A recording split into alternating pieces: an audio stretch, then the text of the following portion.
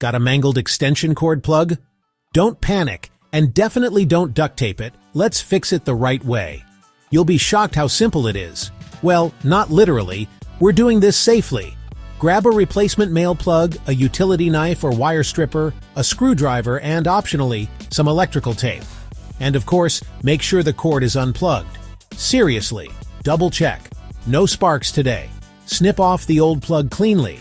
Now gently slice about 2 inches of the outer jacket to reveal 3 wires inside, typically black, white, and green. Strip about ½ inch off the end of each wire. If yours has different colors, stop and Google your cord's wiring guide. Time to connect the wires to your new plug.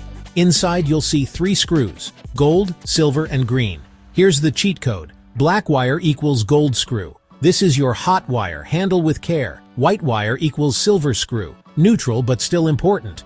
Green wire equals green screw. That's your ground wire. It keeps things safe. Tighten the screws firmly. You want solid contact, not a loose noodle situation.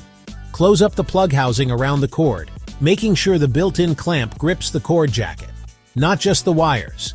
Then plug it in and test with a lamp or drill. If it works, you've got power.